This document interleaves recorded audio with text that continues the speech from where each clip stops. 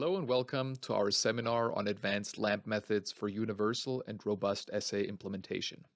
In this webinar, we want to introduce you to a special LAMP method called EMD-LAMP and a signal modality that makes assay integration much easier for point-of-care applications.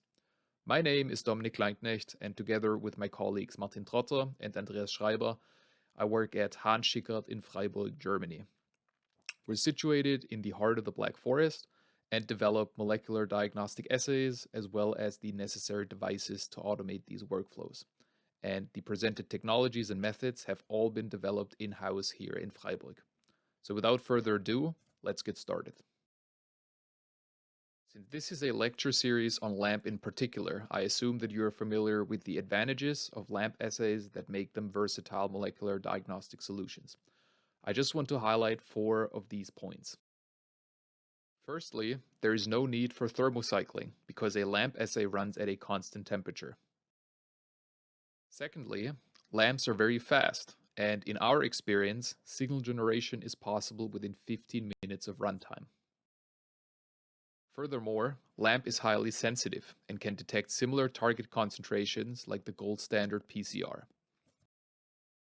These advantages combined result in the 4th point.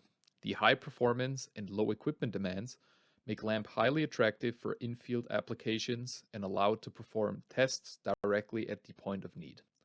However, LAMP assays and the development of such assays come with their own unique set of challenges. When developing a LAMP for a new target pathogen, the primer design is more demanding than designing PCR primers. While PCRs require only 2 primers, up to 8 primers are necessary for a LAMP assay. This increased number of primers per target significantly increases the risk for primer dimers and unspecific amplification, which may lead to false positive reactions or reduced amplification efficiency.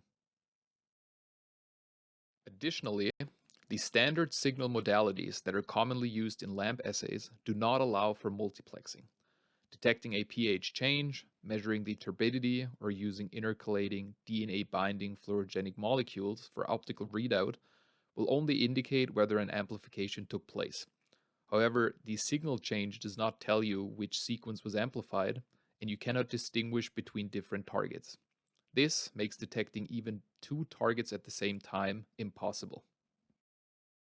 Due to the high number of primers per LAMP assay, there can also be specificity issues. These can be mitigated with probe-based detection. If you want a deep dive into probe-based LAMP detection, we recommend the indicated review below from our group. In short, 2 basic strategies are popular. One is based on combining probes with one of the LAMP primers so that a signal change can be observed once the primer is involved in the amplification reaction. The other relies on a probe that binds to the target sequence so that a signal change can be detected if the target sequence is replicated. This enhances specificity, but also necessitates additional development time for each target-specific signal probe. These are challenges that need to be overcome for each new target pathogen, which obviously slows down research progress. The big question is, how can we avoid this or speed up the development process? What's needed is a universal probe-based signal generation that is decoupled from target-specific LAMP primer sets. This would mean that you only need to develop the LAMP assay and then, later on, plug in the signal generation mechanism in the end. This signal generation mechanism could then also be transferred to new assays for other targets with little to no development time. To address this need, we propose a solution that we developed here at Hahn-Schickard. We call it the mediator displacement lamp, or MD-LAMP for short. This method is a simple addition to the standard lamp to make the signal generation universal. But how does that work? Well, thanks to this lecture series, you're surely familiar with the lamp amplification cascade by now, that you can see on the right. This signal generation, as previously explained, is not universal, meaning it does not allow for multiplexing or would have to be redeveloped for each new target. To make the signal generation universal, only a single simple step is necessary. The simple step is to extend one or both loop primers with a generic sequence. The sequence is referred to as METC, or the complementary sequence to the mediator sequence in purple. The mediator sequence is added to the LAMP mix, which allows it to hybridize to the METC part before the LAMP assay is run. Since the LAMP assay uses a polymerase with strand displacement activity, the mediator will be specifically released during the LAMP cascade only if the modified loop primer is involved in a sequence-specific amplification reaction, thereby indicating that target was successfully amplified. This specific mediator release is the first step towards the signal generation. During the second step, the signal generation happens at a dedicated molecule called universal reporter. Such a universal reporter consists of a stem loop structure that has a binding site for the released mediator sequence and is modified with a quencher fluorophore pair. The released mediator can bind to the mediator binding site, is extended at its 3' end, and activates the universal reporter by unfolding the stem loop structure. It only binds to the universal reporter when released because its binding enthalpy to the universal reporter is lower than the binding enthalpy to the loop METC sequence. The mediator extension increases the distance between fluorophore and quencher, which causes an increase in fluorescent signal that is detectable in real time and decoupled from the LAMP primer set. Any existing primer set can be used with the universal reporters when the loop primer is modified with the METC sequence and mediator and universal reporter molecules are added to the LAMP mix. This has obvious advantages over standard LAMP assays. When realizing a new MD-LAMP assay, different universal reporter and mediator sequence pairs with different fluorophores are available and can be used for multiplexing. A very simple adjustment to any existing LAMP primer set makes it into a universal MD lamp that relies on universal reporter molecules for the signal generation. The versatility of this MD lamp technology for diagnostic applications has already been demonstrated by Hahn-Schickard and partners in various projects. We want to draw your attention to two of these, one being an MD lamp assay for the in-field detection of yaws, a tropical disease, from clinical samples, and the other being a digital droplet MD lamp assay that we integrated on a microfluidic cartridge disc. Additionally, the MD lamp is the underlying technology of the masked isoplex SARS-CoV-2 commercial test kit. MD lamp is a great expansion of the LAMP toolbox. The universal signal generation is applicable to any primer set. Different fluorophore URs and different UR mediator sequence pairs allow for a high degree of multiplexing, and it increases the use of LAMP for research questions in resource-limited environments. It is precisely in these scenarios where LAMP can make a great impact, since it does not require a lot of equipment to deliver sensitive molecular diagnostics. Being able to easily switch out LAMP primers while retaining the signal generation mechanism drastically shortens the development time for new assays. However, developing a field-friendly diagnostic solution comes with its own pitfalls and challenges. When it comes to integrated point-of-need devices, the MD lamp greatly increases the applications of optical lamps, but optical analyzers are necessary to detect the fluorescent signals. These analyzers are not easy to miniaturize, which is a challenge that all optical molecular diagnostics assays face. In resource-limited settings, this is especially taxing since it drives up the price of integrated devices. Additionally, especially when using real-world samples, the optical signal might be influenced by contaminations or other components that make the reagent mix more opaque. Other components might introduce autofluorescence that interferes with the optical signal, which affects the signal-to-noise ratio and could render any specific amplification signal undetectable in the worst case. These challenges are obviously more on the application side, rather than on the assay side, but nonetheless they pose a significant roadblock in the point-of-care development pipeline. What's needed is a robust and simple-to-integrate signal generation method that allows for the swift and reliable integration of LAMP assays into devices. In order to do that, we have further developed the MD lamp technology to provide an alternative readout solution. The solution is the electrochemical mediator displacement lamp, or EMD lamp for short. Instead of a fluorescent signal, a positive EMD lamp assay causes an electrical current response. And since you are watching this webinar on a digital device powered by tiny microprocessors, you know that electrical circuitry can be made with very small footprints. In an EMD lamp, the mediator is modified with an electrochemical label, and the universal reporters are no stem loops in solution anymore, but simple single-stranded DNA solid-phase probes immobilized on an electrode. This setup, and that is the crucial point, allows for simple assay transfer from an optical to an electrochemical readout.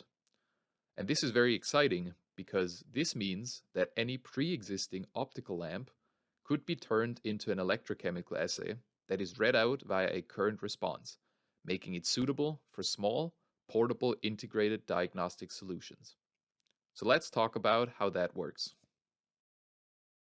Let's take a look at the key differences here. The optical MD lamp that we have already presented extends a loop primer with a generic sequence to which the single-stranded mediator binds. Partly hybridized stem loop universal reporters are present in the liquid phase, and upon specific release of the mediator sequence, the extension of the mediator at the universal reporter causes a fluorescent signal. For the electrochemical EMD lamp, the setup is slightly different. Here, the mediator itself is modified with a redox active label.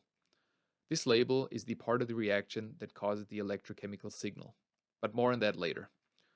Instead of liquid phase universal reporter molecules, the electrochemical detection relies on surface-bound, single-stranded universal reporter sequences that can enrich released mediators at the surface of the electrode.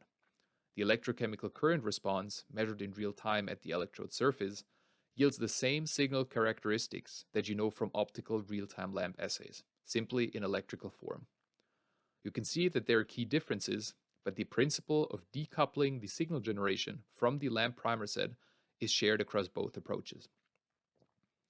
Based on all the information so far, we thought it might be a good time now to go over some bases of electrochemistry to foster a better understanding. We assume that only few of you have run real-time electrochemical lamp assays before, so let's take a step back and look at the fundamental things that you need to perform an electrochemical measurement. Different strategies for the electrochemical detection of DNA exist. We summarized the basic principles in a review article that also gives an overview of the commercial state-of-the-art in 2020. You can find the link below under source 5. For the specific identification of a target DNA sequence, principles are preferred that rely on a working electrode that feature an immobilized DNA probe. Working electrodes are made of inert materials. For DNA detection applications, gold is the most commonly used material, but also carbon-based materials or materials like silicon or indium tin oxide are used. DNA probe immobilization on gold, which you can see on the left, typically relies on thiol chemistry. The DNA probes contain a thiol group at their 3' or 5' ends and form a self-assembled monolayer on the gold surface. In contrast, carbon-based electrodes, like graphite or graphene, are typically modified with pyrene molecules that interact with the graphite via pi-pi stacking, or with diazonium molecules that form a covalent bond with the carbon surface. In both cases, the bound molecules feature a functional group, which is usually a carboxy group, that allows to couple aminated DNA probes via carbo-diimide chemistry. As we will explain later, we use a modified protocol of the diazonium grafting for DNA immobilization when working with carbon-based electrodes. The electrodes itself are produced with technologies like sputtering, chemical or physical vapor deposition, screen printing, or inkjet printing. Inkjet printing of conductive materials is a relatively new technology that gained interest in recent years. It is especially interesting because it is a material-efficient method that enables the realization of electrodes on a structured substrate, which allows for the integration of electrodes into the reaction chamber of a microfluidic cartridge for sample-to-answer analysis. If you're interested in this specific topic, you can find further information in Source 6, where we describe the use of inkjet-printed gold electrodes for electrochemical DNA hybridization detection, including the immobilization procedure for thiolated DNA probes. To truly detect what is happening at the electrode surface, some more parts are required. First, besides the so-called working electrode that is analyzed, a counter and a reference electrode is used. To read the electrodes, an instrument called potentiostat is necessary. A potentiostat is a versatile electrical instrument that can apply and read voltages and currents, and can be realized in modules about the size of a thumb. While many different measurements protocols exist for potentiostats, we will focus just on one method called voltammetry. In this, the potentiostat applies a predefined voltage between reference electrode Re and working electrode We, and measures the current that is flowing between counter electrode Ce and working electrode We.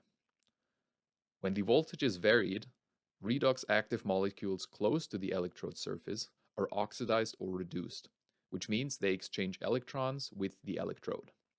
The reduction or oxidation reaction occurs at a voltage that is specific for the redox active molecule, at the so-called redox potential of the molecule.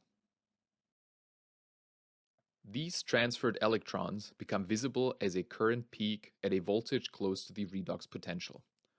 In our example, the peak and thus the redox potential of the redox active molecule that is present at the working electrode is about minus 370 millivolts. This peak is then analyzed, which means that the background current is determined and subtracted, and the peak current is calculated. The height of the peak current then correlates with the concentration of the redox active molecules at the surface.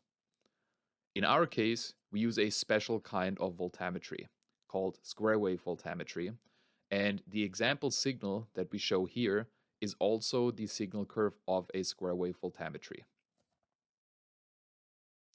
And this is where we come back to the EMD technology. The redox molecule of interest is the label of the mediator DNA sequence. If the mediator is released and hybridizes to the immobilized probe, the label is enriched close to the electrode surface and becomes well detectable with square wave voltammetry. This was a very brief excursion into the world of electrochemistry. Some of these aspects will be repeated on the next slides, but it is important to remember the following points. 1. Redox currents at the working electrode are analyzed. 2. This is done by conducting voltammetry measurements. 3. The redox reaction takes place at a distinct redox potential, which makes it very specific and allows for the distinction of different redox molecules. And 4. The working electrode is functionalized with probes to enrich the redox active molecule, which is the label of the mediator. Now that we know about the electrochemical measurement setup, let's focus on our electrochemical detection interface. One key component in electrochemical detection is the defined functionalization of working electrodes. We decided to go with screen-printed carbon electrodes because they are more affordable than gold ones. We earlier heard that a diazonium chemistry is beneficial to covalently immobilize DNA on a carbon surface. However, the diazonium chemistry is a multi-step process that requires first the grafting of the diazonium and then further steps to activate its functional group and couple aminated DNA. An attractive alternative is the grafting of DNA that features a carboxymethyl modification. Carboxymethyl is essentially a diazonium derivative and is processed just like the diazonium molecule itself. The obvious advantage is that by using DNA probes with already attached carboxymethyl the carbo-diimide coupling is circumvented. This leads to a defined, controllable, and robust surface functionalization that saves handling steps and long incubation times. As part of our research at Hahn-Schickard, we characterized the surface grafting density depending on the amount of CMA DNA universal reporter molecules used during the grafting process, and found an optimal amount of CMA DNA molecules for our electrode surface. This was highly reproducible, and beyond the optimal grafting amount, there is no benefit of using more CMA DNA to achieve higher grafting densities. This grafting density was also an optimal detection interface for the electrochemical mediators. Before we show you some of our EMD lamp experiment data, we want to quickly explain how the curves were generated with a short recap of the detection mechanism. For the fluorescent-based MD lamp, fluorophores are excited with light of defined wavelength, which then causes a fluorescence emission signal. For the electrochemical detection, the signal generation happens because of the electrochemical label. Shown here is a mediator labeled with methylene blue. Methylene blue is electrochemically active, meaning it can undergo redox reactions in which it is either oxidized or reduced. From an electrical circuitry perspective, this means it can either take up one or give away an electron. This redox reaction does not happen on its own though. In order to trigger the redox reaction, an outside potential has to be swept across the electrode. This is done by the potentiostat, which runs a square wave voltammetry protocol, which means that it steps from a start potential to an end potential in a given time while measuring the resulting current response. Methylene blue has a specific reduction potential, so the potentiostat steps across the potential range and eventually reaches the reduction potential of methylene blue. This causes methylene blue to be reduced and give away an electron. This reduction causes a peak in the measured current response, similar to the example chart that you can see on the right. The more mediators are bound to the surface universal reporters, and the more methylene blue is thereby enriched at the surface, the higher this reduction peak. Measuring at defined intervals, the peak heights then yield the known signal curve of a lamp amplification reaction in real time. This means that we have a fully electrical system to measure real-time amplification data of our lamp assay, and handheld or small potentiostats are commercially available already. This highlights the potential for small device development using EMD lamp with electrochemical readout. Let's look at some real data now. We have developed a wound diagnostic application using an EMD lamp assay to detect an E. coli reference gene, for which we show the amplification data in the chart on the right. As you can see, the signal response looks just like the fluorescent signal responses for lamp amplifications, with a clear separation of no amplification in the no template control (NTC) reactions and signal increases for all sample concentrations. The shown EMD lamp assay detects as low as 10 copies of E. coli lysate per reaction, and all tested sample reactions are detectable within 30 minutes. Additionally, when we compare the analytical performance of the EMD lamp in blue with the fluorescence MD lamp in green, we see that they both perform equally fast and are equally sensitive. It can also be highlighted that the EMD lamp even increases the signal-to-noise ratio, which makes differentiating between true and false positives much easier. The electrochemical readout of the EMD lamp thus combines high analytical performance with robust miniaturization capabilities. While the singleplex performance is already exciting, another important question is, how can we use EMD lamp for multiplexing? Compared to the fluorescent-based MD lamp, there are actually more options to multiplex here. The first one is electrode-based. Since the signal generation happens at an electrode surface, multiplexing is possible by simply adding more working electrodes to a reaction chamber. If the dimensions are adjusted properly, multiple working electrodes can be used with only one reference and counter electrode. By modifying each working electrode with a different universal reporter sequence, different mediators can be used with the same electrochemical label across all electrodes. The signal of each electrode will correspond to the respective lamp assay, which allows to discriminate which targets were amplified. Additionally, There's another option for multiplexing that can be used on a single electrode. This kind of multiplexing is label-based. A single working electrode is modified with different universal reporter sequences, and different mediators with different electrochemical labels are used. Similar to fluorophores, there are many different redox molecules that could be used as labels for the mediator sequences. For fluorogenic readout, you would choose fluorophores that emit at different wavelengths. For electrochemical readout, you choose redox active molecules with distinguishable redox potentials.